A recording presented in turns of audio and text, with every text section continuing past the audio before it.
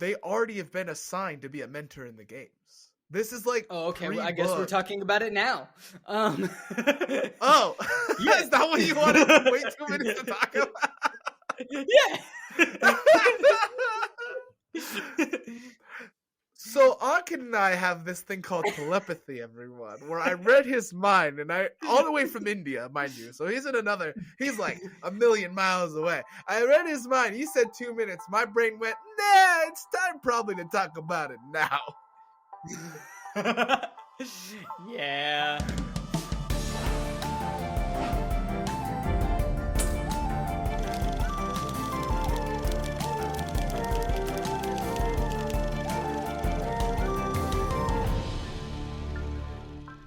Hello, everyone, and welcome to Flip the Scripts. I'm Ankit Madhira. And I'm Stephen Nieman. And this week, we are starting to finish up our entire journey through the Hunger Games series. And we are talking about the Hunger Games, the Ballad of Songbirds and Snakes. That's right. We're starting part 1 of the prequel. We finished the trilogy. Now we're on the prequel that came out last year for the film.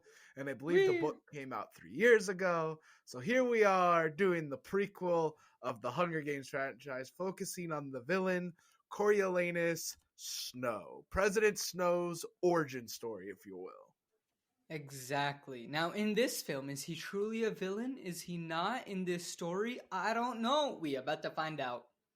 I mean, no. Okay, let's continue. Beautiful. So, as we do, and we always start off like this whenever we're looking at a new adaptation, Stephen, do you want to know about some fun facts about the film? I love Ankit's fun fact time. I think Lovely. we need a better name. Or a we jingle? We do. If anyone has suggestions, let us know. Yeah. Give us suggestions for Ankit's fun fact time. I mean, also we could create like a little jingle. I want to sing the Blues Clues jingle with it, but I feel like that's wrong. Hey, Sebastien, you write music. Help us out. Yeah, if you have an idea for Ankit's jingle to be like Ankit's fun fact time, because Stephen has fun question time and Ankit has fun fact time. I mean, they're always the same fun facts, but like, yeah. But they're important facts. Get to your important facts. Important facts. We will start with the people who made the film. So the director for this film is Francis Lawrence. He is back. Welcome back, Frank. His name is Francis. Don't bring this up again. And our writers for this film are Michael Leslie, Michael Arndt, I think I'm pronouncing that right, and Suzanne Collins, who has been credited. I do not believe she was actually on the writing team. So, kind of like Mockingjay Part 1 and Part 2. Yes, I couldn't find anything specific to say she wasn't on the writing team, so it's possible that she was. I do not know. I will also say, I don't think those are the writers from the last trilogy, so I think those are brand new writers. I'm pretty sure these are brand new writers. I do not have my notes up from the last film. So great. Let's continue on then. So, the IMDb rating of this film, do you want to take a guess? 6 out of 10. Not a lot of people watched it. Not that far off. 6.8. Not bad. 6.8 out of 10. The Rotten Tomato critic score, similar, 64%. Do you want to take a guess on what the Rotten Tomatoes audience score was? I'll give you a hint. No. I'll give you a hint. It was above 64. Oh, like 71? 89%. Really?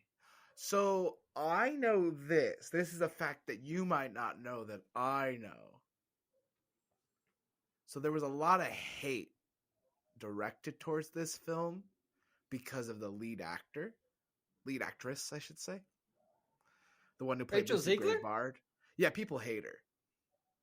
Why? Because of her comments about Snow White, she's woke and all this stuff. Ah, okay. She's a very hated, polarized actress in the media. Okay. Republicans hate her. Now, I know this feels like a Last Jedi situation where the audience rating isn't really reflecting what people feel, and they get rid of all these negative reviews. Rotten Tomatoes is known for doing this a lot. They get rid of all the negative reviews because they feel like people are review bombing it. Okay. Don't know if that's true. This film should not be an 80%. I'm sorry. I don't have a problem with Rachel Zegler like other people do, but this film should not be in the 80s. I would have understood if it was in the 70s. I was fascinated that it was high 80, literally the highest of the 80s that you can get before hitting 90s. I'm fascinated it's the highest rating Hunger Games by the audience. Yeah, that too. So anyway, let's look at the budget. So the budget was $100 million. As always, do you want to take a guess on the box office? COVID time, people aren't going to the They made their theaters money much back. anymore. They made their money back. I'll give you that. Yeah, I want to say 300 million. Billion? Billion with the B. Wait, what was their budget? 100 million with an M. 300 million. This is the closest you have ever gotten with one of these. It's 337.4 million. Boom, baby. So they really did make their money back, but not really. Because that's not a high budget for a film. They really didn't get a lot of money for this film, did they? No, and COVID played a big role into it. I mean, of course, but that's a low budget and a low return. For a Hunger Games franchise that was a multi-billion-dollar conglomerate at one point, to go from $1 billion to $1 million is a lot. That's fair. We can say it's Shall we begin with the film and see what's wrong with it? Well, first let me give you a summary of the book. Oh, right. That's important. For the people who didn't read the book. So here's what happens in the book. So this book is about Coriolanus Snow. Coriolanus is 17 to 18 years old in this book. It's not really stated. We assume he's graduating what we would have called high school in America, secondary school in anywhere else in the world, because we're different. Whee!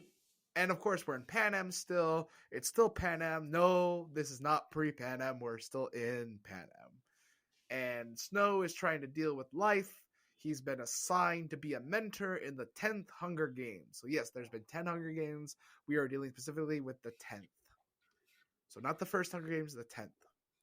And all of his fellow students, including him, have been assigned as mentors to 24 tributes who are going to fight to death in the arena.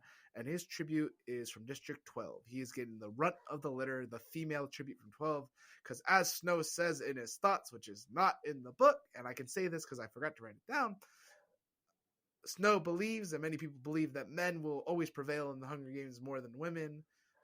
And that is just a thought that he had. This is written by a woman, so don't hate me for repeating. Also, his thoughts aren't in the film, they're in the book. That's what I mean. That is also the biggest changes, which we can say now. So, Snow deals with that and deals with trying to get money as he is suffering, because when the war broke out, his family lost a lot of money. And we'll explain that as we go through the comparison. So, money is a big player in what Snow wants to do. Yeah. So here we go. Let's hop into the film. Yay! Yeah! Woohoo! If you can't tell, I thought I hated Mockingjay Part 1. No. Mockingjay Part 1 is better than this, and that's sad. Ladies and gentlemen, I'm going to preface this entire 2 episodes by saying the whole reason that we are on this journey of the Hunger Games was Stephen went home in November. This is when he was still living in the UK with me. And Stephen went home in November, came back, and was like, Ankit, we need to do the Hunger Games series. And I was like, why? Like, I've never really read them, but like maybe I watched the first film, but I was like, okay, what's your thought process? And it started with him going, well, the new prequel movie just came out and it's really, really good. So, Stephen, continue. How does the film start? Just because I thought things change when you No, rewatch a film. No. You don't get to explain. How does the film start? I hate you.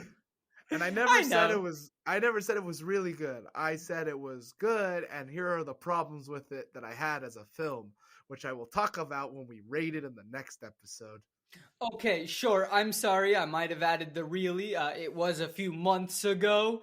We're recording this in the middle of April, and this was the end/early of December. Or November, December. So, okay, here we go. Let's end the Hunger Games franchise. Let's do it so we can move on to another series. We've been in something else. To be fair, we've been in the Hunger Games, like, for months. We've been talking about kids killing each other for a while. Can we move on? I mean, we're moving to another very depressing book. That's besides the point. We'll talk about that next episode. Let's talk about this one. Cool. So the movie starts in the Dark Days. Now, the Dark Days is the time period of the war in the capital. The capital had no electricity. They were basically losing everything. We know this from the history of Pan Am. District 13 had declared war on the capital with the rest of the districts. Now, we still don't know from the entire Hunger Games. Suzanne Collins, I don't know if she's revealed this somewhere. We don't know who declared war first. We can assume it was, District 13 declared war and got the rest of the districts on board. I believe that is the case. So the movie starts 3 years before the Hunger Games. So 2 years before the war ends, because I imagine they didn't start the Hunger Games till after the war ended. Which is true. This is mentioned in the book. This whole scene is mentioned in the book, but just in chapter 2. So we don't start in chapter 1. This feels very reminiscent of Mockingjay Part 1, where we started in chapter 7,000. Not even. We started somewhere way before it started. Yeah, I didn't mind it starting, though, with the flashback, just showing the quick little flashback, and then great, we're in real time, let's go. So Little Snow and Little Tigress. Yes, Tigress is in this film, ladies and gentlemen. Tigress is the cousin of Coriolanus Snow. Yes, the same Tigress who's in part 2 of Mockingjay, who helped Katniss survive. So we don't find out why they stopped being cool buddy. But I saw a theory about it. We'll talk about it next week. Oh, I love theories. Theories are fun. So they're running in the streets and they see a dog. And bonus points, the dog has rabies. Whee! I just want to say that was actually very book accurate, because that was one of the things they talk about later in the book, about how all these animals had rabies in the capital. And I just think wow, way to be actually a little book accurate here. So good job for that. And then they run into the neighbor who's eating somebody on the street. As you do. As you do. Cannibalism's a thing.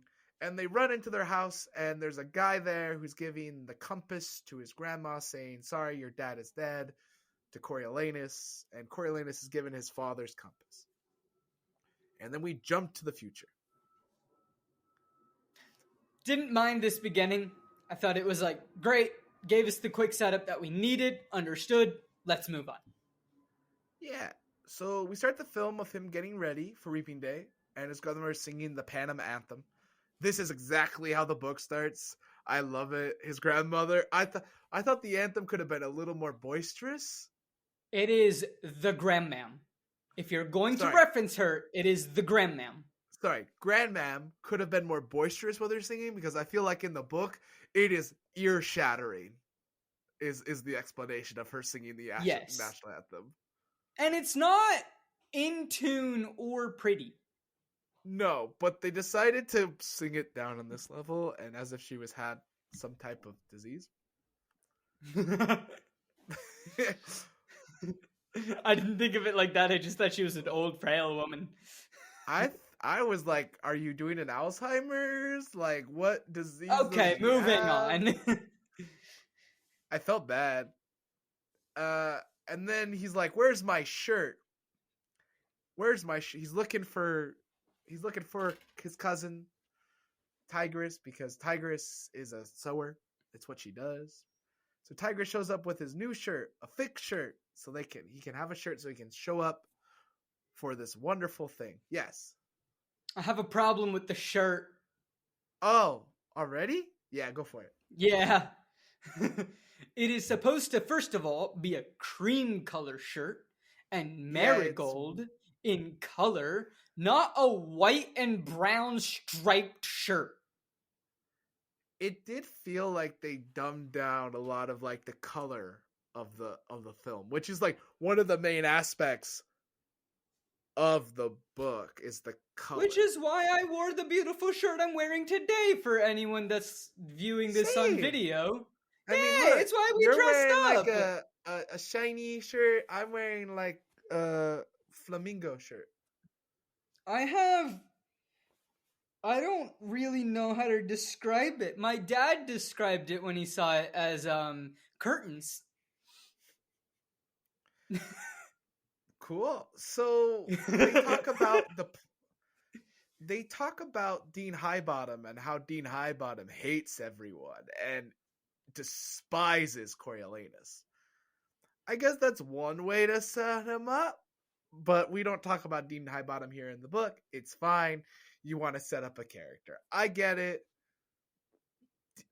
We'll get there who's playing Dean Highbottom in a second. Then they talk about then he goes to his school. He's all dressed up. He has a rose in his thing from his grandmother's. Grandmother grows roses. I think that in book accurate, it should have been the white rose because I believe that the white roses that Snow is known for in the Hunger Games are the roses that his grandma... takes a white rose later. I didn't think it was a white rose at the beginning.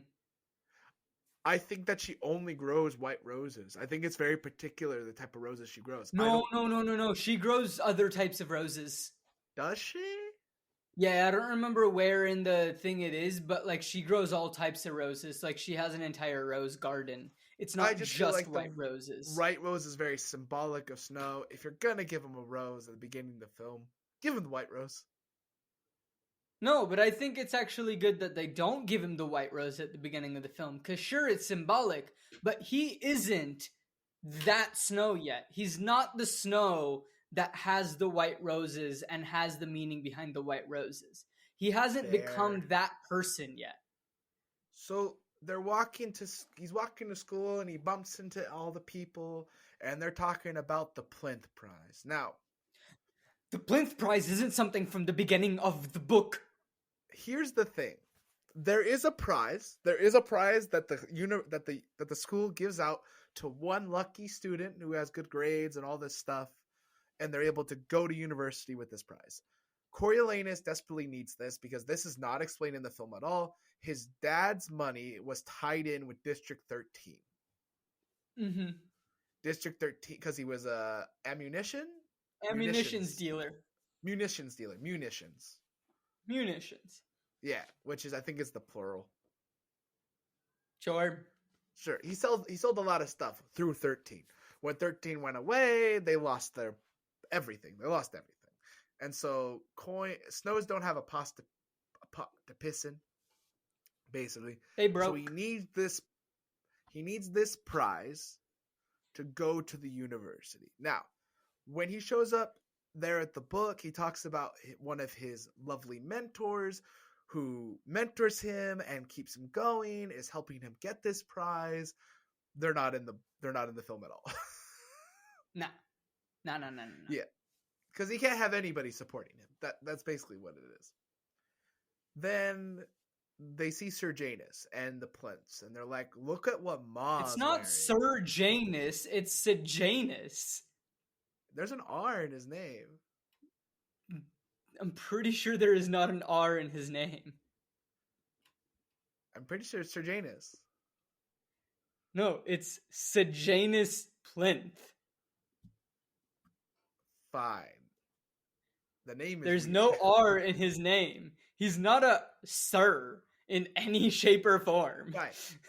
But the way they say it in the film, I keep hearing the R, so because they mispronounce it in the film.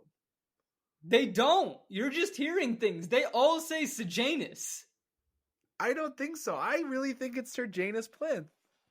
No, it's not. Dude, I just looked it up. It is spelled Sejanus Plinth. Fine. So they talk crap You said about... you read an entire book, and you're I did. missing how one of the main characters' names is spelled? So they...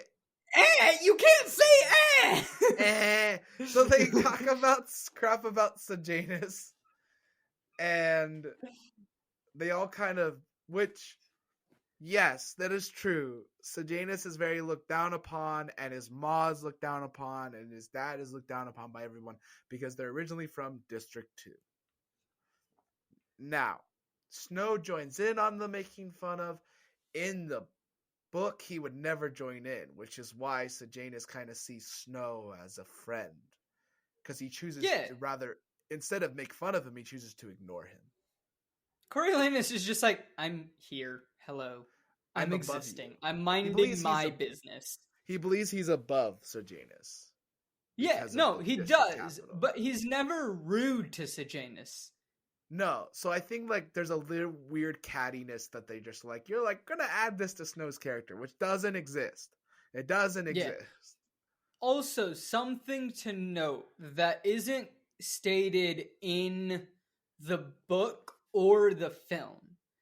But if you know the history of Panem, and, you know, we do, because we've only been looking at these books for, 3 months now. It's been a while. So, pretty much, think about it, but the Plinth's money, and the money that they have, is the money that Snow used to have. As well, because District 2 is now responsible for munitions. So that is where the Plinth money comes from. And that's what the Plinth money is munitions. Yeah. So all the money that used to be the Snows got moved to the Plinths, pretty much. And we'll talk about how the Plinth's money ends up back in the Snows later. We'll get there tomorrow. Or next week. Next week. Sejanus comes over and joins Snow as they sit, and he kind of zings I think he zings Arachne back. Sure. Which I thought was really funny. And they sit down, and Sejanus says to Snow, by the way, there's no prize today. And he's so taken aback. He's like, how could there be no prize today? What? This is the whole reason we're all here, is for the prize, not for the reaping of the Hunger Games, which is the reason they're there in the book. Yeah. The other thing that I'll mention now, because it doesn't... Well, no, I'll mention in 2 minutes. But yeah, it has to do with the reaping of this Hunger Games. Continue. So, I will point out, there's an assignment that they've all been given that's tied to the University Prize, not the Plinth Prize in the book. Because the Plinth Prize, again, like Ankit said, doesn't exist yet. It is literally the second prize. Everyone's like, ooh, there's a second opportunity for one of us to go to university now on a full ride. And it's going to be paid for by the Plinths. That's exciting. That's not till later. So there's supposed to be 2 prizes. I don't know why. They're like, nah, we'll cut it. Just one. Only one prize. Just one. But they're all showing up to the reaping day because if you know from the book, they already have been assigned to be a mentor in the games. This is like okay. Well, I guess we're talking about it now. Oh, yeah. Is that what you wanted to wait 2 minutes to talk about? Yeah. So Ankit and I have this thing called telepathy, everyone, where I read his mind, and all the way from India, mind you. So he's like a million miles away. I read his mind. He said 2 minutes. My brain went, nah, it's time probably to talk about it now. Yeah. So, yes, they've already been assigned to be mentors in the games pre the book. This is the reason they're all there. They're there for the Reaping Day. It makes no sense to be like, oh no, they're there for the Plinth Prize to be announced today. Which It makes no sense at all. Also, this has nothing to do with this, but India and LA, like New Delhi and LA, are only 7,981 miles apart. oh,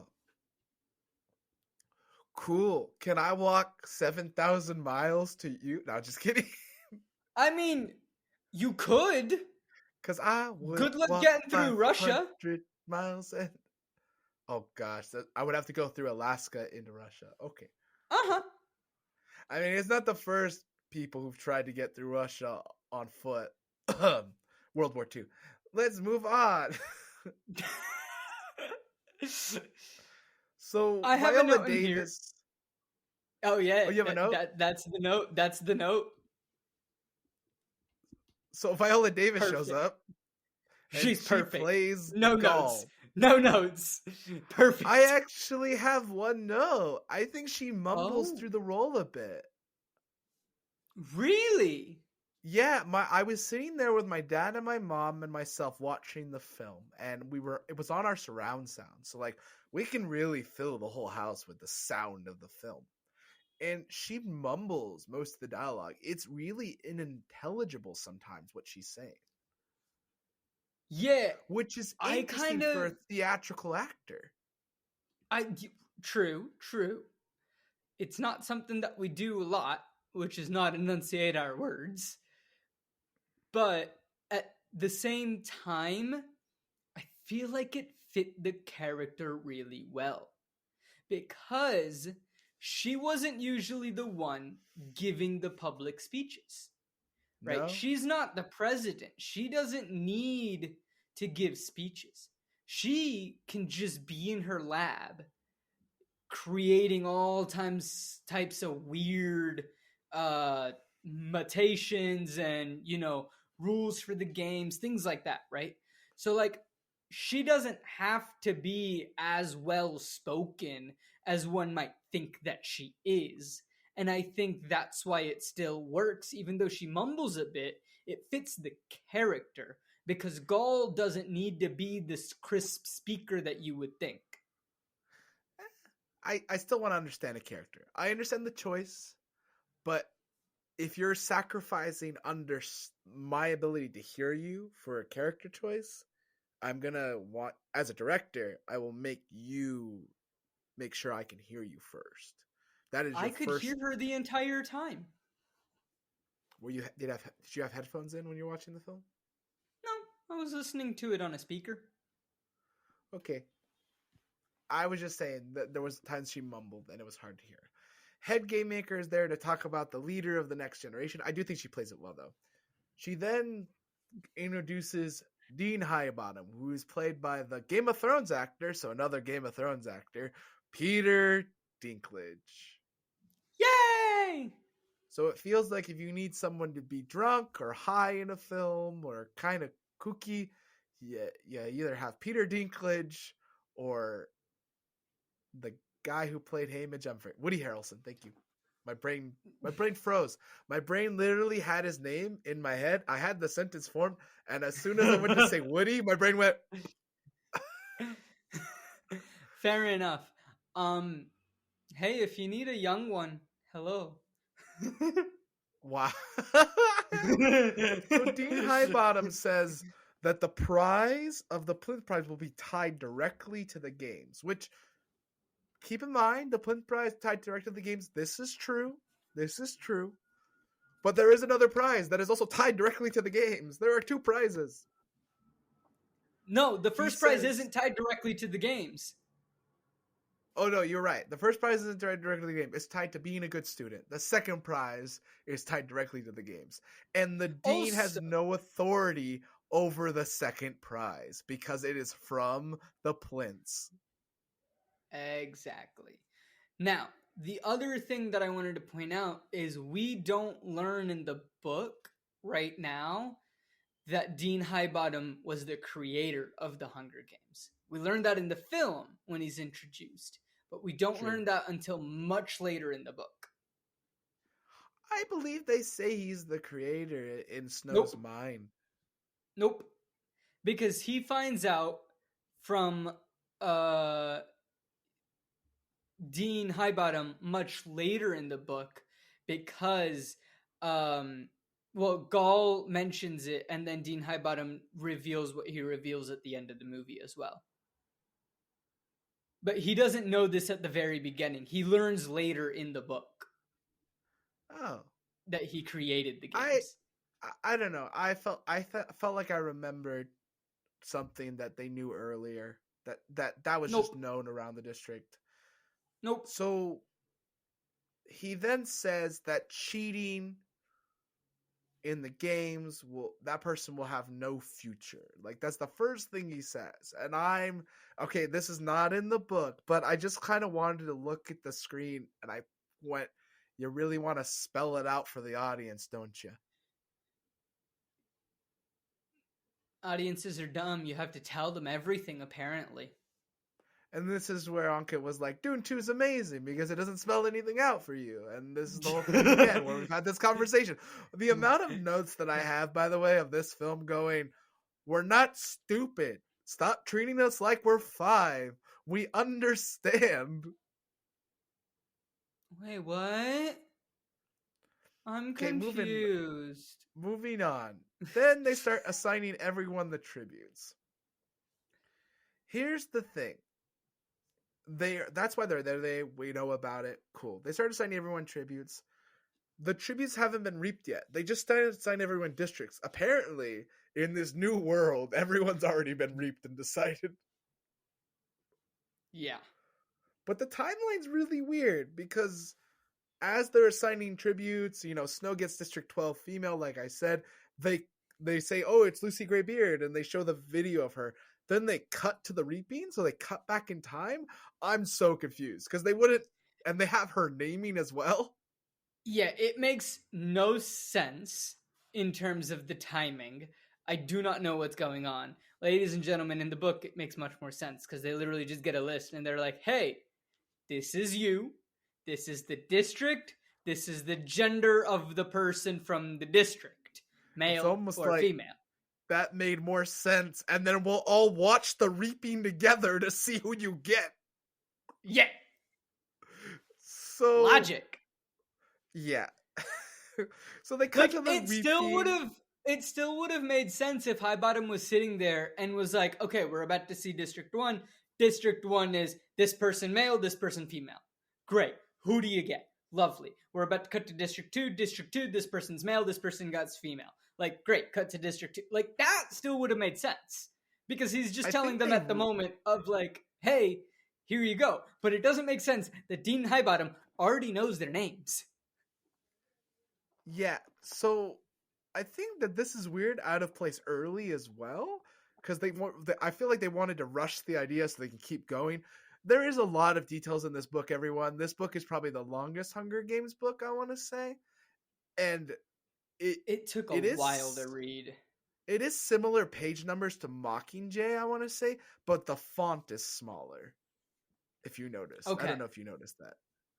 On my Kindle, I did not. Okay, so there's in the book, because I have the 4 that I bought when you were with me. Yeah. The font's a lot smaller, but I believe it has similar page numbers to the Mockingjay book. So it is the biggest book, I feel. So it's also, even if the font isn't smaller, right? Which it might be. It's the densest, I would say.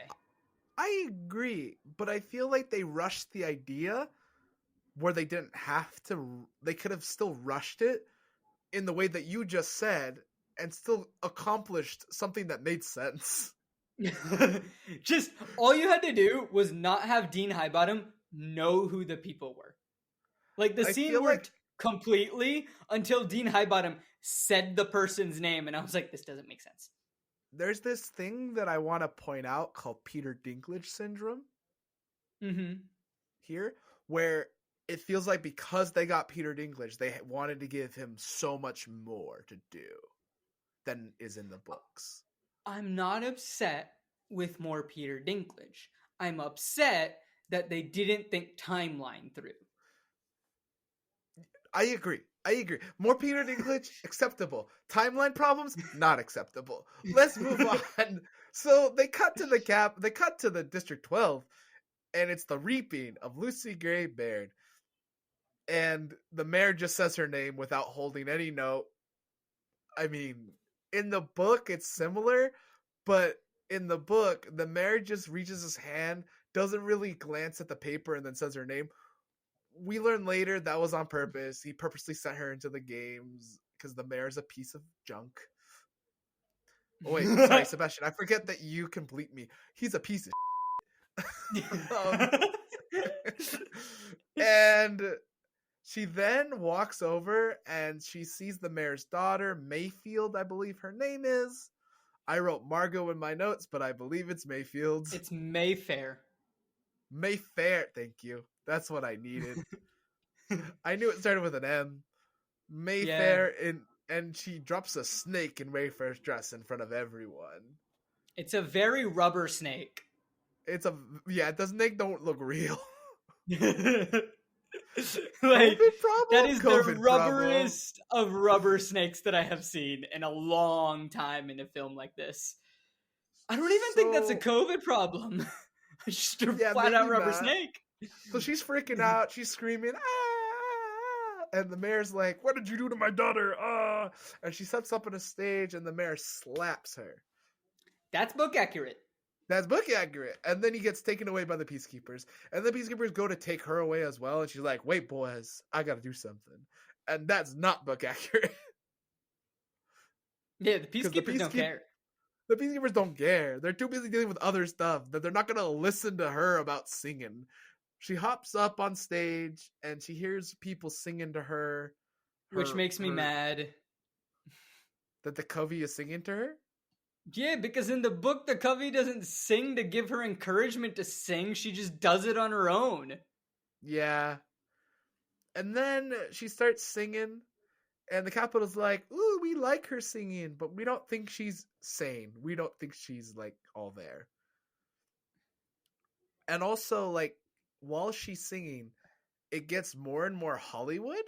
Like, it doesn't feel like she's singing in the film at one point. Like, as soon as she is amplified, I felt like I was watching somebody, like, they recorded it in a studio, I could tell. And I don't like that. Because there's a way to record in a studio and still have it present that she's singing in the world of the film. Every time she sings in this film, for the most part, it feels so studioed. It does. And this film has a lot of singing. The book has a lot of singing, but this film has a lot of singing. The other issue that I have with this singing is, like, at the end, she just ends up screaming, and don't worry, ladies and gentlemen, I won't scream, so you don't have to worry about your eardrums if you're listening with headphones. But she just screams, "You can kiss my ass." She doesn't scream. She's very composed the entire way through, which is why the Capitol falls in love with her from the get-go, because she's a performer. Not because she's mentally unstable and screaming at the top of her lungs. Yeah, and she says you can kiss my ass to these people. And it's like, number one, her song is that. Like, she didn't need to, like, pontify her song with that statement. And then she does the bow. Now, the bow she does is the Katniss Everdeen bow. Mm-hmm. I have a problem with this. I understand that the actress took inspiration from what Jennifer Lawrence did in the original film and wanted to give motif to her. Yeah. What's your problem? Anything that Lucy does that is Katniss focused, that is what Katniss did, lessens what Katniss did. Fair. I don't think that's the case. Okay, I just don't. I felt like the bow was also because think about it, Stephen. In the book, she doesn't do anything that Katniss also does. In the film, however, as we established in the last episode, Katniss is dumb, so it doesn't matter anyway. She didn't do anything. Okay, fair. So then she gets taken away. Then we cut to them eating. And Snow is eating by himself in a hallway by himself, which is weird. He should be with the rest of the people eating. I don't know why he's eating by himself. No. He's sulking because he has the one who screams, "You can kiss my ass." Okay, so then Casca shows up. Casca is Dean Hidebottom. I just like his first name, so that's why I'm calling him Casca. Let's go. I'm here for more Peter Dinklage. Yeah, so Casca shows up and he tells Snow, "Hey, you and your dad, your dad and me, we were best friends." And Snow's like, "What?" And I'm like, "This is true, but why here? Why so early? Why are you telling us this information so early?" Also, the dean doesn't reveal this. Pluribus, who we can just say it now, he's not in the film. They completely cut him out of the film, but he's the one that actually tells him. I really like Pluribus as a character. For anyone that's wondering who didn't read the books, Pluribus is like a nightclub owner, and he's always been very kind to the Snows and has tried to help them every possible way that he's able to, whether it's give them something that's slightly old and he can't sell, or save some stuff for them, like an extra thing of milk and things like that. Like, he does what he can to help out the Snows. Yeah, so Casca, he's like, we used to be best friends and da da da da. And this conversation that, by the way, the next thing he says is, "By the way, I know your shirt is shit, and I don't want you to succeed." And he basically tells Snow, "I hate you." Now, I mean, that's pretty much what he does in the book. But Dean Hightbottom's a lot more subtle in the book. This is true. And Dean Hightbottom does this in front of the entire lunchroom.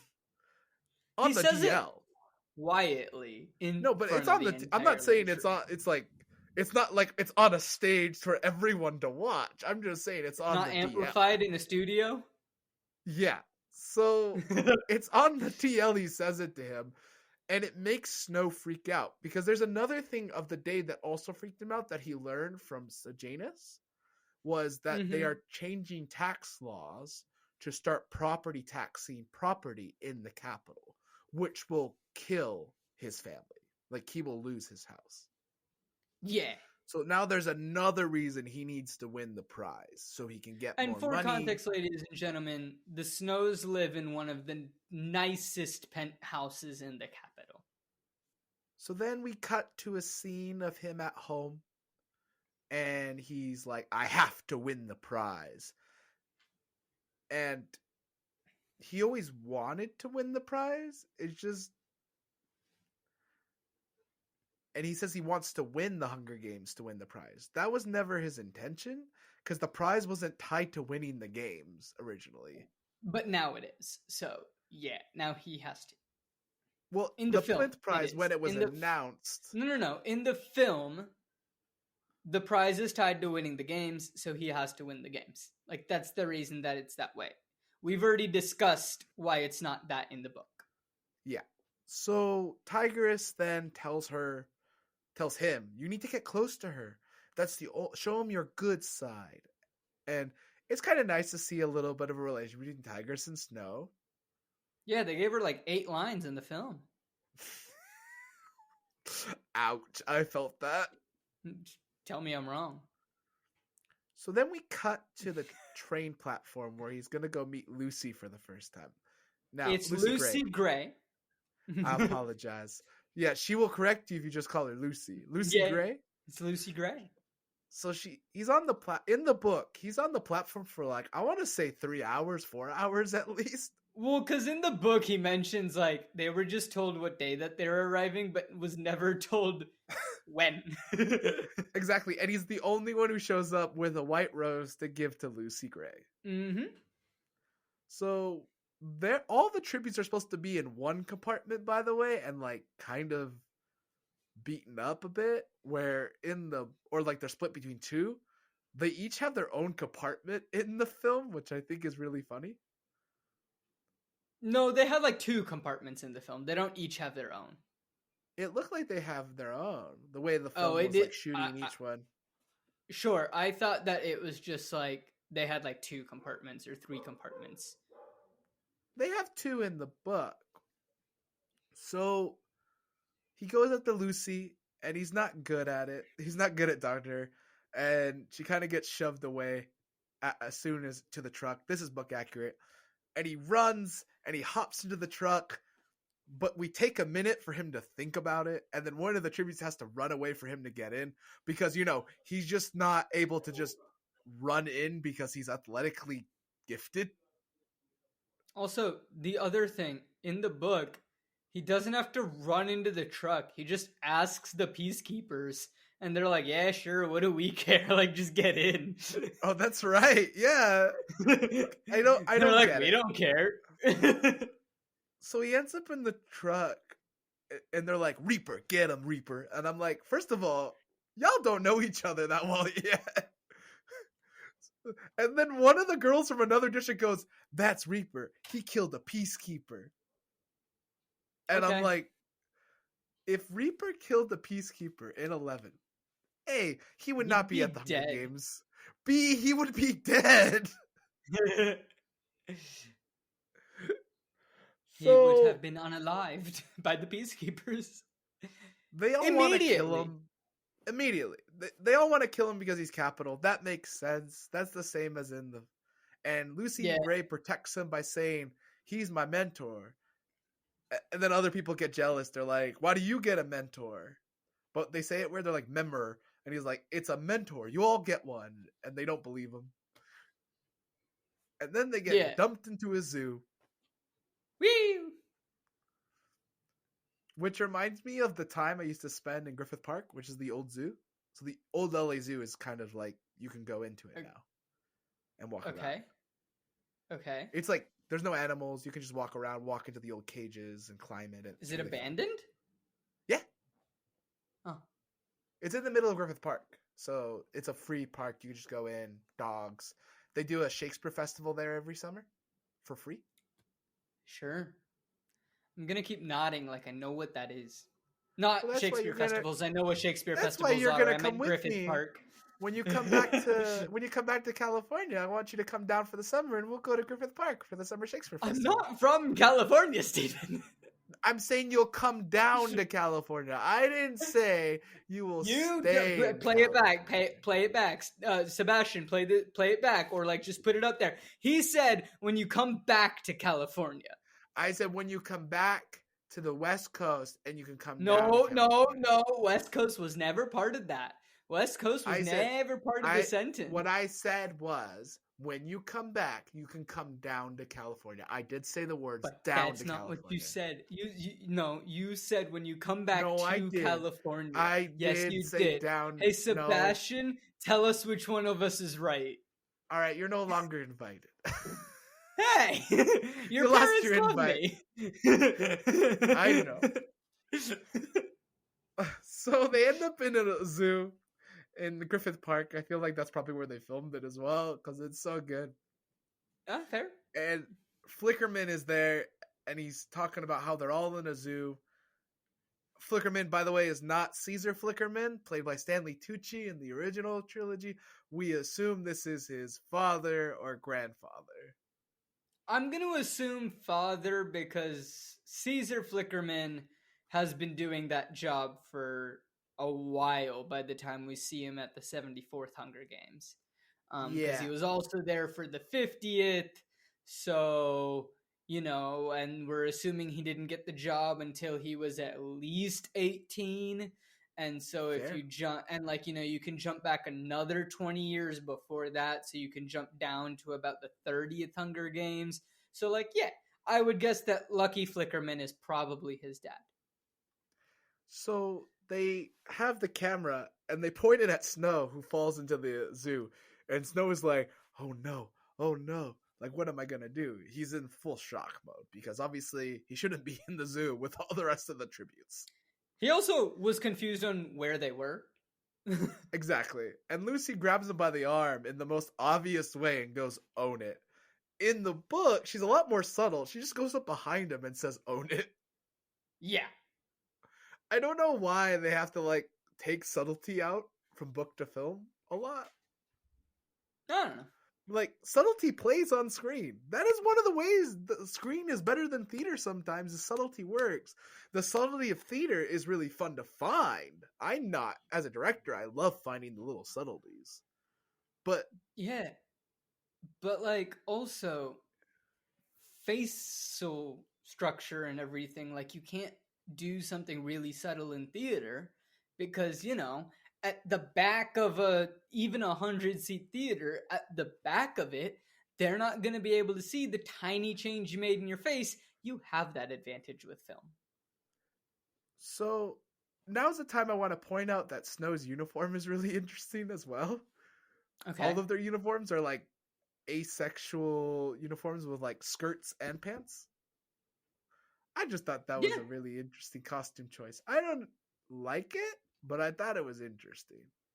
I didn't mind it. I saw it and I was like, okay, cool. It Because just feels again, I think it works for capital citizens. It fair. wouldn't work if it was for the others. But because it's the capital and we know about the wild fashion trends, and this might be the start of those wild fashion trends, and we already know that some of it existed beforehand, with the extravagance and the flamboyance already. Mm-hmm. We already knew all of that. So that's why I think it works with the capital citizens. It doesn't necessarily work with districts. He then says, I'm going to go introduce you to my neighbors. So he takes her over to introduce to the kids. She introduces himself. This is directly from the book. She's great She with then kids. talks to Flickerman, who is not there. It's another news reporter. But I get they only want one in the film. So yeah, fine. it's fine. So Flickerman's there. He calls her Lucy. She goes, it's Lucy Gray. And she tells him about the Covey and how the Covey aren't from District 12. They're a wandering band of people. Mm-hmm. They aren't district or capital. Snow pulls the record about how they didn't tell him not to go in here. And that's his way of getting which is book accurate. And then he gets out. The peacekeepers take him out. And then from there, we cut to him walking into class. Now, before we cut to that, I have 3 notes about that scene. The first one is that Lucky Flickerman says something along the lines of a lot of people don't have TVs in the districts. They don't know that yet. They don't find this out until much later, and ladies and gentlemen, we'll get to this next week. But slight spoiler, we don't learn that until Coriolanus learns that at the end after his time in the districts. And so I guess that was 1/2. Of course. The third one is Lucy Gray doesn't specifically ask for Snow to get her food. She doesn't specifically say, get us some food we haven't eaten since the reaping. No, that was just him knowing that they needed food. Yeah, she doesn't specifically need to ask that. That's just him being like, oh, you look weak. Yeah, and he wants her to live to a certain point to get the first prize. Plinth prize in the film, obviously. Yeah. So he gets arrested and taken straight to Dean Highbottom by the peacekeepers. And Dr. Gall, I believe. Demerit. And he gives him a demerit. No, it's just Highbottom. Highbottom gives him the demerit. Oh yeah. He gets a demerit. If you get 3 demerits at the school, you instantly get expelled. The demerit's not in it at all. He doesn't get punished for it at all. Nah. Honestly, fine. You got to keep the film moving forward. So fair. He walks into class and still doesn't get punished by Dean Highbottom, but just admonished. I also want to point out how the classroom is weirdly shaped. The way the desk is in the middle and it feels like you're not facing your students when you're teaching as well. It's a round.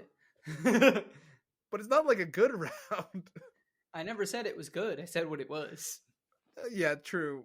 So he gets challenged in front of all the students. That's supposed to be private. Like, And then they're all talking about the game. Sejanus is saying how bad the games are. He's like, this is a terrible thing. Then Gaul shows up and they start having an argument in front of everyone. Gaul versus Sejanus, the person who All of runs this the Hunger happens in the Games book. versus the person who hates the Hunger Games. It happens in the book, but happens later. Yeah. Then Gaul asks Snow the most important question, which is said in the book a lot of times. What are the games about? What's the point of the games? Why not just take 24 kids every year and murder them in front of everyone to remind them of the war? What are the games about? And Snow argues the games. Snow says the games are for to remind the districts of the depravity of the war. So, but Gaul's not happy with his answer. Gaul doesn't seem happy with his answer because he's not answering the correct answer. She will get him to eventually. We get there. She then assigns them an assignment, which is a very... Keep in mind, Gaul is also a teacher at the school that he attends, so she can assign them assignments. No, I don't know why. She's a teacher at the university. No, she is, but she does also teach... They have a couple classes with just her during this period. At university, not here. Not at the academy. No, I know, but at the... No. Okay, I know this for a fact because she's the one who assigns 2 essays in the book. She assigns the essays. She's the only teacher in the class. Casca Highbottom is not in the class when she's doing it. She's teaching. I'm not saying she's a teacher at the academy. I'm saying she is brought in to teach an adjunct. 2 classes. Yes. Yeah. No, she's an adjunct.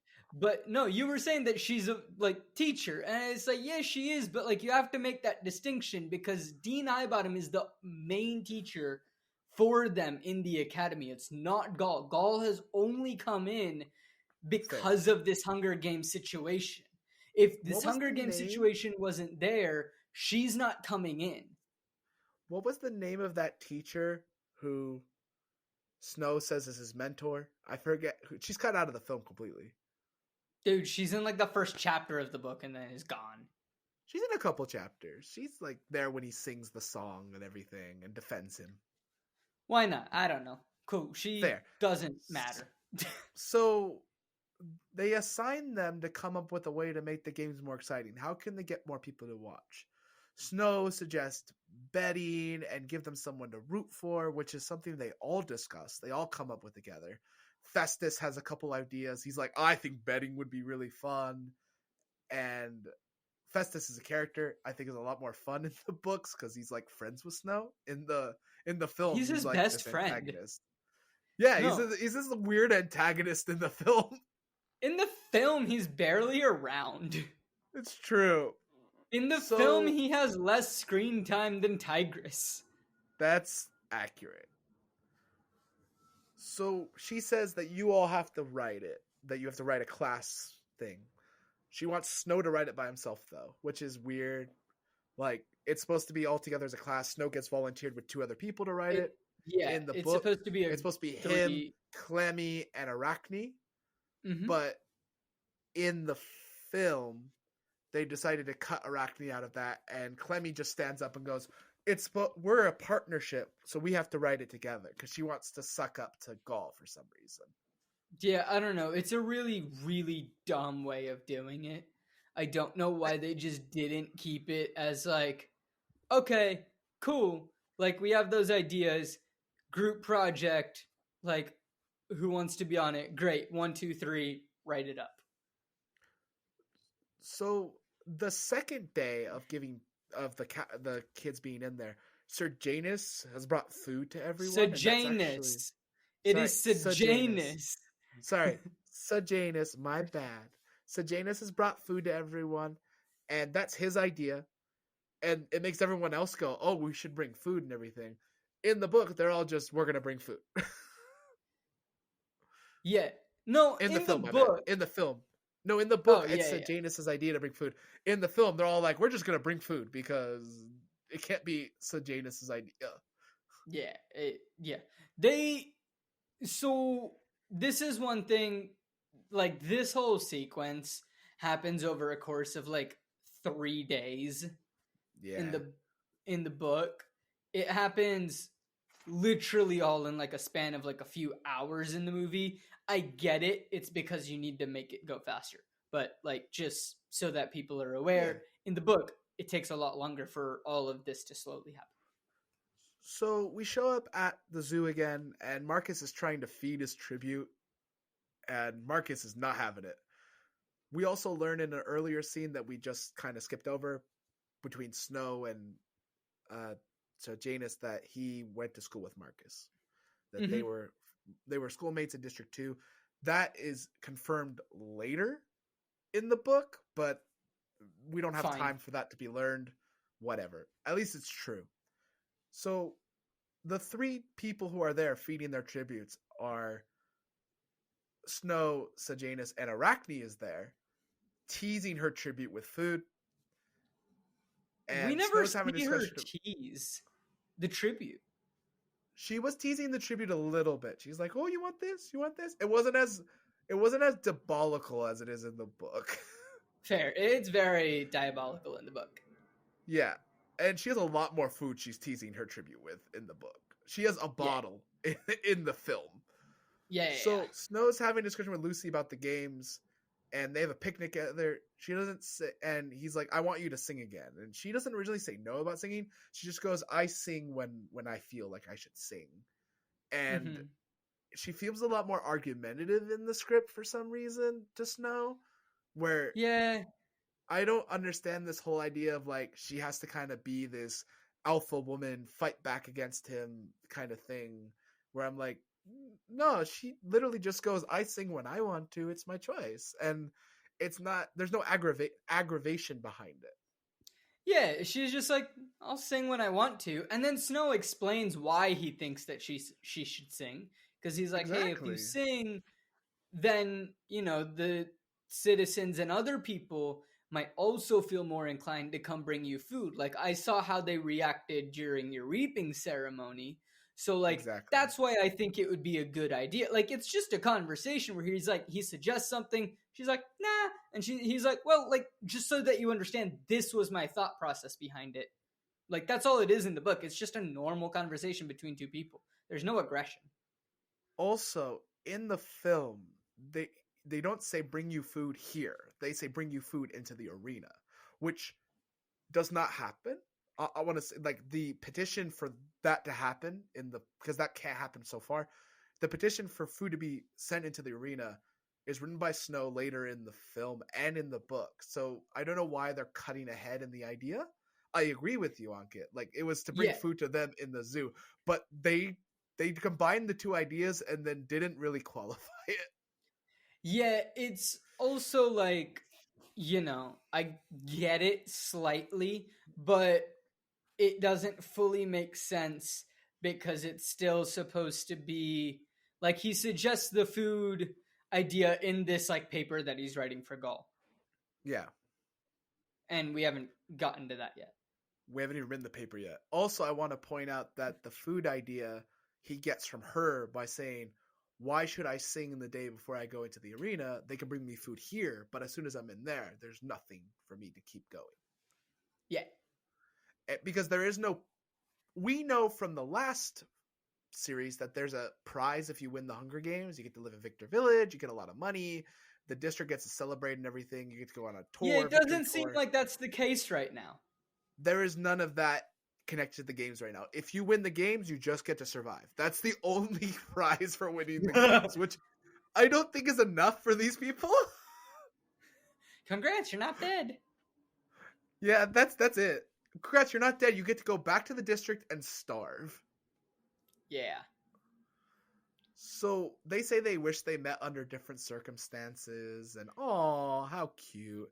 And then Arachne, her tribute, steals a bottle, breaks it on, and slashes her carotid artery. I have two things. One, we may have skipped over this, but it was mentioned briefly in that conversation that Jessup was bitten by a bat on the train. That is not the case in the book. In the book, they think that he was bitten by something furry like a raccoon that ran over them the first night that they were in the zoo. That's a but really it important wasn't. plot point we can bring back up in the games. Yeah, but it wasn't a bat on the train. The other thing is, I just don't feel like we had enough of the taunting to feel like the death of the capital girl Arachne was worth it. I agree. I completely agree. So Arachne's there bleeding out. In the book, she has a knife with her because she's cutting like the food for her, and it's She's the like knife. spreading like jam on toast or something. Like it's Yeah. something like So that. I don't fully that remember what she knife that she is supposed to be used to kill her, not a broken glass bottle. I don't know why has. they changed it, but because she had a lot more to taunt her with. I don't know. So then Snow runs under her and holds her as she dies, and it's like, "Help! Help her! Help her!" And the peacekeepers shoot over him to kill the one tribute who killed her. Which isn't the case. The peacekeepers shoot from inside the cage and shoot her in the back because there are Yeah. peacekeepers in the zoo as well, in the cage, not just outside the cage. But also, like, you wouldn't shoot at another capital citizen. That doesn't make sense. And then the other thing is then they just grab Snow and pull him away, and they just leave Arachne there to die. They do pull him away. Sejanus also goes in and tries to help out a bit. But, like, they do pull the boys away. But then medics and the peacekeepers try to save her. They Also, don't just isn't let her bleed to Festus death. there? Oh, Isn't yes, sorry. Festus It there is trying it to is help her? Festus. No, it is Festus and Coriolanus. It's not Sejanus and Coriolanus. It's Festus and Snow. Also, Snow only runs over to like save Arachne because Lucy behind him goes, "Go save her. Help her. Go help her." Like, because it'll make her look better. Like, it's a whole. You have to keep in mind, Snow is so villainous in the books compared to in the film. They're trying to make him this like romantic lead type in the film, and I'm like, I'm not here for it. No. You have Tom Blythe. I think that's his name. He's a sexy. Yeah, Tom Blythe. He's a sexy man. You got to make him a romantic lead. He can't be a full-fledged villain. So we cut to them having dinner. Grandmam is calling them savages. All the district people are savages, not sabinage. Words are hard. Savages. Yeah. And they're mourning Arachne. Tigris tries to argue, "Oh no, not all of them, Grandmam. Lucy Gray is good." And Grandma is not hearing it. She's like, "I don't care what you say. They're the problem." Yeah. Very much that old style. The war was caused by them. I can understand why Grandmam would feel that way. Yeah, fair enough. So he goes upstairs and he goes to write the essay he's due to Gaul because he's like, "I can't sleep. I'm still seeing Death Arachne." That's in the book, but in the film he does just go upstairs and write it. One of the things that is in the book and not in the film is like you would see someone die. Of course you can't sleep, and Gaul would not forgive them not doing it because someone died. Yeah. And I love that idea. Wish that was in the. I wish he had a line or something. It would have cheapened it. It would have cheapened it. There. So the next morning he goes to Gaul's lab and drops off the essay. And then we skip right to class. In the book, we don't skip right to class. They skip Arachne's funeral. Arachne's supposed to have a huge funeral in front of the entire district. Snow sings the national anthem at her funeral. What? Entire capital, not entire district. Sorry. The entire capital. Snow sings the national anthem of Pan Am for everyone because his grandma sings it every day, and he's the only one who knows all the words apparently in his class. And I just love that. It's like I called you up, Ankit. I was like, "You're the only one who knows the Star Spangled Banner by heart. I'm gonna need you to sing it at the next football game." I think I know it. Oh no! I mean, I know it by heart. Look, I've heard it at enough sporting events where I think I know it subconsciously, but like I don't actively know if I know it. Oh, say, can you see by the Okay, we dawn's don't have time for early this. Moving on. Let's go. Sebastien, play the national anthem. No, I'm just kidding. Sebastian, don't. I'm kidding. Don't do it. Don't do it. Imagine we got demonetized because we played the national anthem. It's probably public domain, but I blame you. yeah. So we skip Arachne's funeral, and it's supposed to be like this huge moment where like they drive the tributes through the street. They've hung the tribute who killed her like on a crane. Her dead body is just hanging there, and it's supposed to be a message to the districts: don't you dare kill a capital citizen. So guess what they do? They kill more capital citizens. So, so they're talking, and then they're all having a meeting with their people. They're all having a meeting with their tributes, and they're saying later we're going to go into the arena to check it out with your tribute. So they're having one-on-one meetings. I'll get more into this in a little bit. Explain what happens in the film, and then I'll explain how the timeline in the book works. Why don't we do that? That's fine, yeah. So in the film, Lucy and him are talking. The rest of them are talking as well. It's actually really funny watching the Capitol students try to convince the tributes to be better. Oh, it's a fantastic scene because he's like, Snow is the only one. Snow, Lysistrata, who has Jessup, who is the other one from 12, and Festus are the only three that are making headway, and everybody else is just struggling like no other, and I laughed out loud. It was beautiful. I love Festus being like, Choreo, you can be beautiful too. And I'm like, that is, okay, moving on.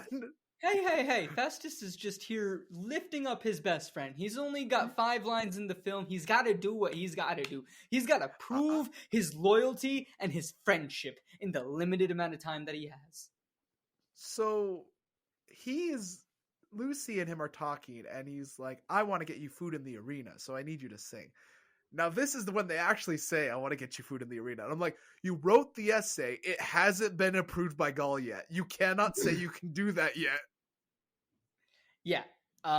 They mess up timelines a lot, which is why I'm saying just go through the film, and then I'll explain the timeline of the book. Then Clemmy and Snow get called to Gaul's lab about the essay. So they're walking up the stairs. Clemmy's like, we didn't do the essay. We're in so much trouble. And Snow's like, oh, I wrote it. And she's like, give me a lowdown of what you wrote so I can be good for it. So he does. And he tries to pretend it off that they both wrote it together. Yeah. So they end up going into Gaul's. Yeah. They end up going into Gaul's office. And Gaul's like, I'm doing film only right now. Film only. Gaul's like, a stupid apprentice dropped the paper into this rainbow snake pit. I want you to get it. Prove that you wrote it, Clemmy. Clemmy in the film, by the way, says that she's the only one who wrote it. She totally cut Snow out, which is different in the book that Ankit will explain. Well, no, we can talk about like the scenes. I'm just saying that like I'll go more in depth in terms of timeline because the timeline is all messed up right now in the film. Yeah. So Snow's supposed to be like, yeah, we wrote it together, but Snow gets kind of ousted in the middle of the scene in the film, and Clemmy's like, I'm the only one who wrote it because I'm the one who's like trying to get all this power. And I'm like, Clemmy, like you and Snow are actually friends. Like there is a friendship that you've had since you were children, and I understand if you're trying to make like a bad person for Snow to fight against, but come on. Come on, like, just keep the way it is in the book. I didn't know why Clemmy did that. Like, it would have just made sense if it was like, who wrote it? It's like, oh, we wrote it together. Like, fair. So the snakes are explained, these rainbow snakes, they're both the same in the book and the film. They're explained as these snakes that have really high sensitivity to any smell or smell they don't Scent. know. So any scent is the word that was used. Scent. Smell and scent. Same thing. Scent they don't know. So if they haven't smelled it, they'll kill it. So she says, if you sweat on this paper that you wrote, this essay, Clemmy, you can get the paper out and you won't die. So in the book she drops something else in and Snow retrieves it, so she knows Snow wrote it, and then Clemmy goes to retrieve something else in the pit, and that's when Clemmy gets bit. In the book it does happen as well that I think Snow does reach in first, but it's for the paper. Maybe Clemmy reaches in first? I don't remember who reaches in first in the book, but they're both reaching for the paper. There's nothing else that they're reaching for. Oh, they're reaching for it at the same time. That's where I got confused. Oh, they're okay. Supposed to take it out together. So they're supposed to take it out together, which, because they wrote it together, obviously not true. Also, I just want to point out, if you write an essay with someone, their DNA could not be on it because you could have been the scribe for the partnership and they could have just helped you write it. This was my main problem with this concept. B. That. Yeah, I mean, if you and I wrote an essay together, we could just have a discussion. One of us has significantly better handwriting than the other. I mean, I like typing things, so... Okay, imagine we lived in a time where computers weren't a thing. Also, this is future North America. Computers are a thing. Just saying. So, Clemmy but it teaches character to have to write it. Yeah, Clemmy also in the books says that she delivered it to Snow's house. Like, she gave it to Snow, and then Snow then delivered it to the laboratory. So her DNA would be on it because she's touched the paper. That's where in the book it makes a lot more sense. In the film, it makes no sense. So Fair. She reaches in, gets bit by a snake, and falls off the platform and doesn't die. But she might as well is dead because she's no longer in the film at all. They cut Clemmy's rest of her character arc. Goodbye, Clemmy. It's been great. Good knowing you. I don't mind because, like, she was terrible and tried to just take credit completely. It's one thing to latch on and take partial credit. It's a different thing to just outright kick out the person that actually did the work. So in the book, they end up going straight to the hospital. He tries to check in on her. She does come back into the book later in the middle of the games. She's supposed to be in there, but just know that all of the Clemmy contribution to the rest of the novel that is supposed to be there is no longer in the film because she took ideas that wasn't hers. Also, if anyone is listening and they're still in school, do the work. Don't try to take credit for other people. Neither is good. Yeah. So then Gall says that she'll tell everyone she has a bad flu and don't tell anyone this happened or you'll have a bad thing happen to you. Gall basically threatens Snow. Gall doesn't need to threaten Snow in the in the book. Gall's just like that imposing. Yeah. You just don't cross Gall. So then we cut to a scene of them all visiting the lovely auditorium where the Hunger Games will happen. It's the Coliseum. Enjoy the show. Now, in the book, they all have to pay to get into the show. I think that's still hilarious that they can't fix the technology in the book, so they don't have to put a nickel in every time they go in or whatever. They did that in the film too. They had to put in a coin.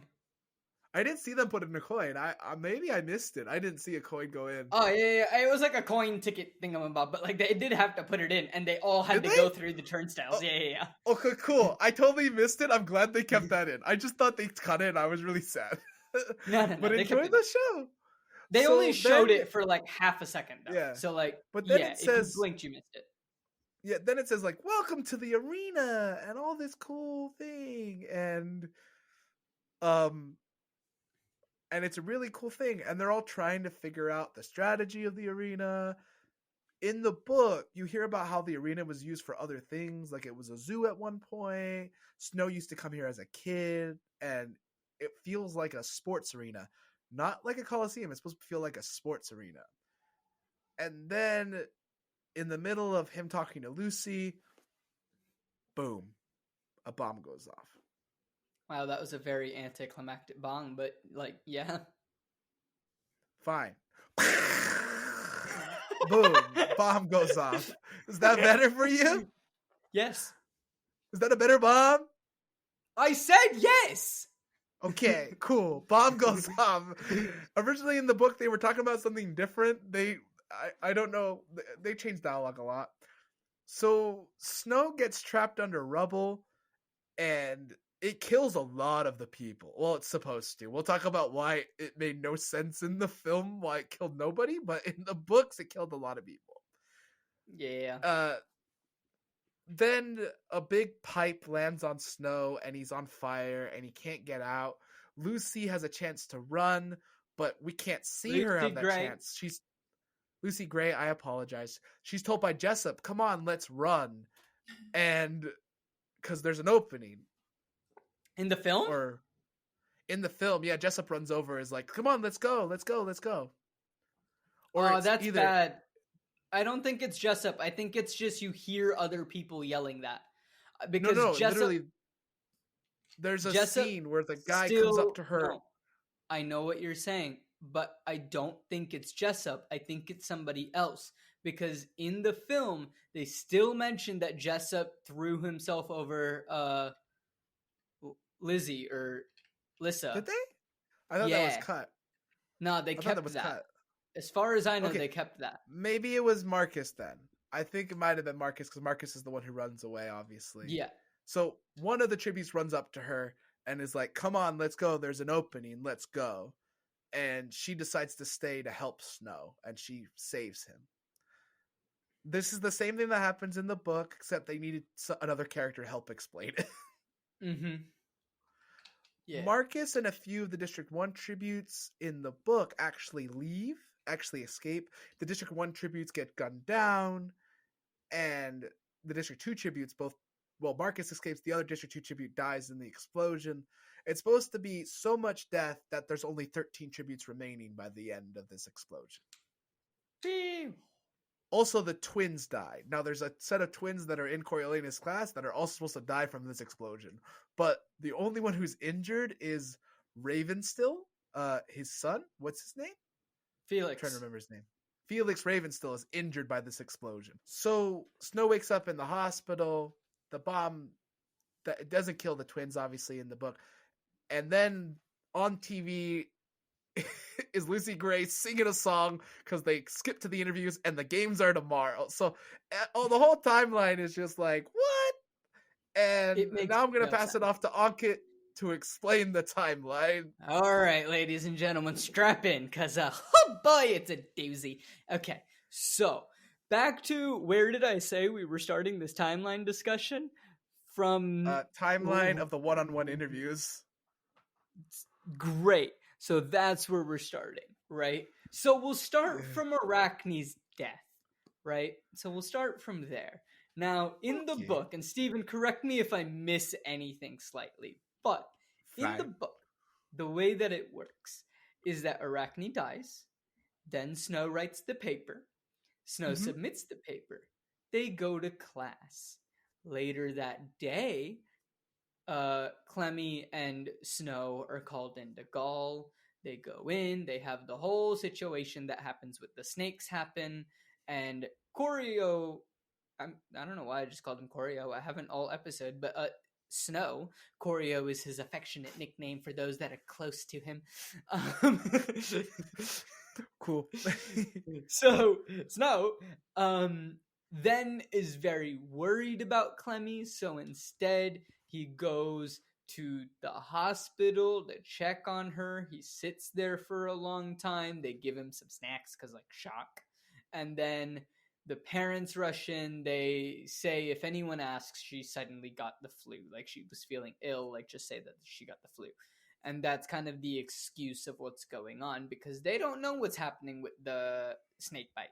So then Corio continues on. They go to class. They have the entire whole thing of the funeral for Arachne, which Stephen explained is completely cut out of the film. It's not a thing because Arachne didn't taunt enough to deserve a funeral, apparently. And so, because there was a lack of taunting, there was a lack of funeral. Her death meant nothing to the capital.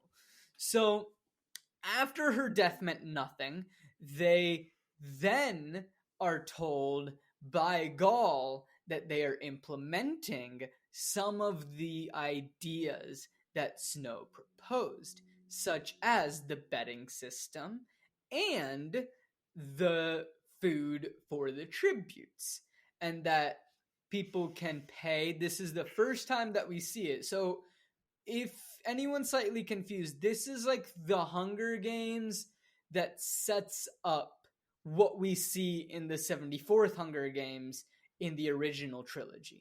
This is like the first iteration of what the Hunger Games turns into. So and then from there, we go to the one-on-ones. We go to the scene of the arena. The bomb goes off, and now we're back in the hospital. Now, again, with this hospital, few things. One, Sejanus doesn't show up to the hospital because he's scared. He can't come. It's supposed to be Tigress and Grandmam, but apparently we couldn't have Grandmam show up.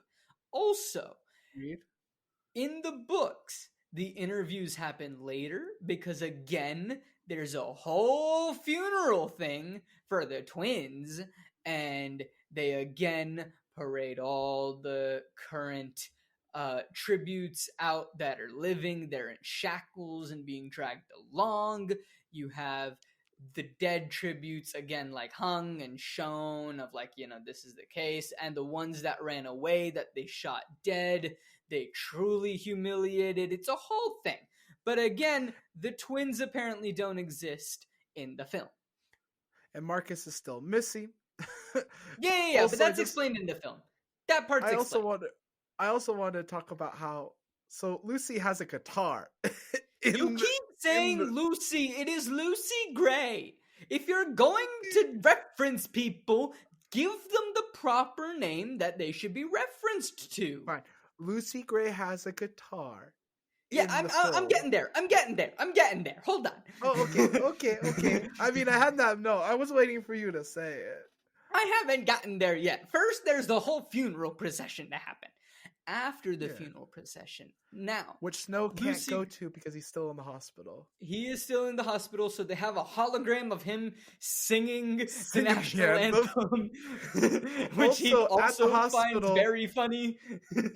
Also, at the hospital, Clemmy visits him, and he sees the scars of Clemmy, and he has to apologize to her for not visiting.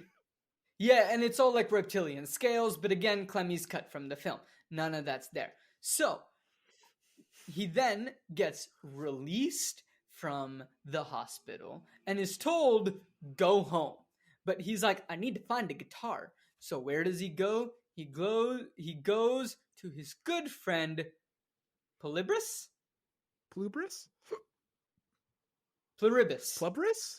I say Pluribus. I don't know how you say it. He's not in the film, so we don't know how to say his name. I thought it was Pluribulus.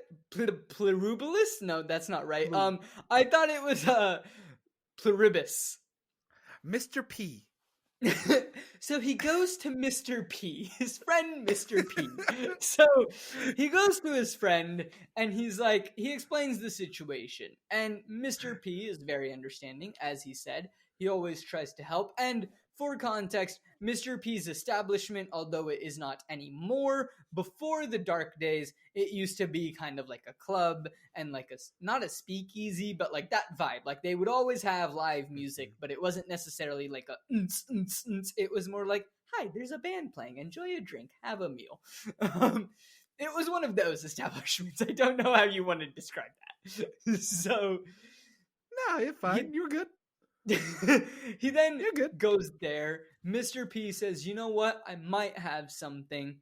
He goes into the back with Snow and pulls out a beautiful guitar. And even Snow is like, no, this guitar is too nice. And Mr. P is like, no, I want her to play this. I want her to, do well. I'm hoping that she wins, and I'm hoping that you win. And also, it would be good to hear the music. Who knows? After the Hunger Games, it might be time to, bring back music into people's lives and reopen the club and whatnot. So he gifts Snow the instrument, knowing that they will take perfectly good care of this instrument. Then Snow and Lucy Gray have is it like 2 days? Because everything, ladies and gentlemen, has gotten delayed because of the bombing. Yeah. So everything got delayed by at least half a week, if not a whole week, because of the bombings. So they have time to rehearse. Lucy Gray has time to practice, play the guitar, play loads of songs. Snow starts falling in love with her even more with these songs, which is actually where he truly starts falling in love with her a bit. Is like, is when they're having this moment and she's practicing all the songs and everything. And then they have the interviews. Now, something that is cut out in the film, which I think is very important, is that in this iteration of the interviews, the mentors are also part of the interview. They never get interviews right. In any of the films, they've never got them right. In any of them, any of the iterations, they've always been wrong. Yeah, so the mentors are part of the interview, and the interviews are also optional. They're not, due to the bombings, they're not mandatory. But what happens is that many of the other mentors use up their time and they talk about, like, these are their strengths, this is what they're good at, blah, blah, blah, blah, blah. Whereas Coriolanus just walks up and just goes, hey, everyone, I'm Coriolanus Snow. Here's Lucy Greybeard. She's the tribute. She's going to sing a song. Peace. Like, he's like, I understand that nobody cares about me. They want to hear her sing. Then she sings her beautiful song. And I think we're caught up. So, good. That was good catching up. So instead of, all of that happening, we cut to a scene that's not in the book because for some reason this scene exists. So it shows Snow, Coriolanus Snow, in the destroyed aftermath of the bombing. And he's walking around trying to find a place for Lucy to hide. And he finds a place and he sees rat poison. He takes his mother's compact, puts rat poison in it for her because, she's not smart enough to figure it out herself. And he gives her the compact with rat poison and says, don't smell it. And he gives her, and it just, why? Why? Like, it doesn't make any sense. In the book, because tributes in the Hunger Games can't be smart. So in the book, he still believes she can win because that's the thing that he's been trying to work on. But the prize is still not tied to winning yet. The Plinth Prize has still not been announced yet. Nope.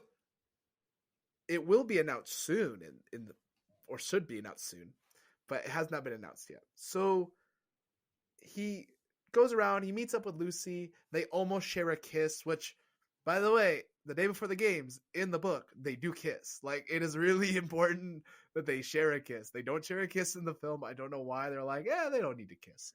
No, I don't know. So he hands her his mother's compact, and he's like, it's alone, and I've put rat poison in it. He's like, originally in the book, he hands it to her, it says, it's empty. If you find the rat poison that I know is probably in there, you can use it. He doesn't give her, because he knows that's wrong. So then we have the part 2 slide come in called The Prize. So it is time. Before we get to that, we need to take a snack break. I was about to say that. Cool. Yeah. Hello, everyone, and welcome to the snack break. I hope you are all enjoying this episode of Flip the Scripts. If you are enjoying this episode, please make sure to hit that subscribe button on YouTube, hit that like button. It really does help us out. And if you're listening on any of the podcast apps like Spotify, Apple Podcast, anything like that, be sure to hit that follow button. Leave a rating or review. That really helps us out a lot. And thank you so much to anyone who has already done this. Thank you to anyone who will do this in the future. It really, really does help us out a lot. Now, if you would like to gain access to some bonus content, you can do so by heading over to patreon.com/coopforge. And speaking of patrons, I want to give a big shout out to Lucy Sadler, who increased her patronage to the production manager level. Lucy, thank you so much. It really means the world to us. And thanks to you, we're able to do bigger and better things, hopefully, that you, the listeners, will enjoy. So Listeners, if you sign up for the Patreon, you get access to different types of bonus content, like access to our notes, access to some bonus videos, bonus audios, different things like that. You also get access to everything from all 3 shows hosted here on Co-op Forge. So not only do you get content from Flip the Scripts, you also get it from Post Finale and Seattle Across the Pond. So again, if you want to sign up, it is patreon.com/coopforge. So patreon.com/CO_OPFORGE. Now, if you want to help out the show in a non-monetary way, that's great as well. Thank you so much. The best way to help grow the show is just reach out to a friend and tell them about the show. Word of mouth is a fantastic way to grow the show, and it really does help us out. Just reach out and be like, hey, you love books, or hey, you love movies. There's this show called Flip the Scripts. It's new, it's fun. The hosts are really funny, they're silly, they get into arguments sometimes, but at the end of the day, they're taking a look at adaptations and all types of adaptations. It really does help us out, and thank you to anyone who has done this already, who will do this in the future. And also be sure to follow us on social media. You can follow Flip the Scripts at Flip the Scripts Pod on Instagram and Facebook, and you can also follow Co-op Forge, which we post content from all the shows here on Co-op Forge on Instagram, Facebook, and TikTok, and that's at Co-op Forge, so that's CO_OPFORGE. It really does mean a lot that you are all listening to this episode, so let's get back into it. So we're back, and the games are about to start. They kind of have this whole retro setup, which doesn't really make sense. Panem is supposed to be the future of North America, not the past, everyone. Why do you have this 1950s chic on everything? I don't know, but I'm kind of here for it. It's kind of silly. I'm not here for it. It's quirky. So Flickerman schools the class on filming. He's like, smile, don't drool, do this, do that. And I'm like, Flickerman, shut up. Yeah. So they put all the mentors at the front. This was a decision on day 2 because they realized and they give them all communicuffs, which is a callback to Mockingjay Part 2. Obviously, communicuffs still don't exist, so they have tablets. Sure. So one thing they skipped, which I really love, is Reaper went around the day before the games and apologized to every living person and went, I'm sorry that you're going to have to die. Dude, it was actually so touching. I was like, the guy might be cocky, but he has a heart. Yeah. They then show the arena, and right there, hung on the rubble, is Marcus. There he is, everyone. Marcus. They caught him, they hung him, and killed him. And well, no. He's very much alive. Everyone thinks he's dead. Well, everyone thinks he's dead at first. They didn't realize he was alive till later. Oh, okay. Fair. There's supposed to be a Panem Bander behind him, but the Panem Bander is somewhere else. I thought it was missing from the film, and then I saw it, and I was like, oh, okay, they kept it in the film. That's fine. But yeah, they just... You know what? Just possibly on the set, they were like, okay, hey, guys, with the rig to hold up Marcus, it isn't safe to put the banner behind him. So they're like, okay, fine, we'll just move it to a different part. That's probably fair. So he's hung there, and Sejanus throws a chair and goes, you monsters! And he walks out. Now, when I first saw the film, I thought this was a very impactful moment. Now I don't think it's as earned. 2 things. One, we skipped over this, but in the book, and I think it was mentioned in the conversation right before the end of part 1 in that dumb scene that shouldn't exist, but where Snow tells Lucy Gray to just run, leave Jessup, run. But in the book, he and Lysisteria, I always forget her name. Yeah. Lyssa. We'll call her Lyssa. That sounds about right. Liz. It's not Liz. There is a Lysa. I know that much. But fine. They actually come up with a plan for the 2 of them to work together. True. That's completely glossed over in the film. And yeah, so Janus's blow up is a lot bigger, and he actually cracks the screen in the book, and it's earned. And in this, it just feels like he's throwing a tantrum. So he runs out, and then the games start. And it's 20 tributes, I think, because it looks like 20. It's supposed to be 13, but all right, it's 20, because apparently a lot more tributes survived the bombing. You gotta make it entertaining. Apparently. Yeah, so a bunch of people are dying. Reaper goes to kill her in the first minute of the game. I'm like, Reaper doesn't try to kill anyone in the game. Like, literally, everyone's too afraid to go near him. That's the point. Yeah. Also, I had in here, Lucy Ray runs away a lot faster in the books because she and Jessup are in on the plan to run together, and she doesn't have to look for him. Exactly. And then somebody throws up because someone died, and then Flickerman turns the screen and says, "I apologize for this horrific and disgusting thing to happen." And then now there's only 13 tributes remaining. I did laugh at that one. Fair. Now there's only 13 tributes remaining, so finally we're caught up to where the book is. Woo! And that is... we're going to end it there. We're going to go into the games and the rest of the book in the next episode. So this is the end of our first episode. So Wonderful. If you like... yeah, I think we're ending right in the moment where the games are where they're supposed to be, with 13 people. We finally got there. It was a journey. We finally got there.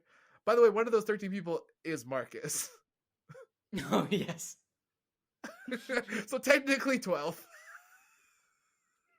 Yeah, I do slightly feel bad for Marcus because he wasn't even given a fighting chance, but also at the same time, like, the Capitol had to make a point of, like, you can't just run away and not get reprimanded. And on that note, we're gonna go to the next episode. Bye, everyone! See ya! Hello, and thank you so much for listening to this episode of Flip the Scripts. Flip the Scripts is created, hosted, and produced by Ankit Madhira and Stephen Nieman. Our editor is Sebastien Hollich, the art is by Kshitija Madhira, and the music is by Sebastien Hollich. If you like the video, you can click to listen to the next part, or if it's not out yet, you can find one of our previous episodes. Or if you want to check out some of our other content, here's a fun video from another one of our shows. Don't forget to subscribe, hit that like button, comment, and hit that bell icon to get notified of all of our content when it releases. Subscribe to our Patreon if you want bonus content. Links to all of our social media and Patreon are in the episode description down below. Thank you for supporting our content. Come back next week for more shenanigans from Co-op Forge. New episodes for Flip the Scripts release every Friday, Seattle Across the Pond every other Thursday, and post finale every Wednesday. Thank you so much for listening, and we'll see you soon. Bye now.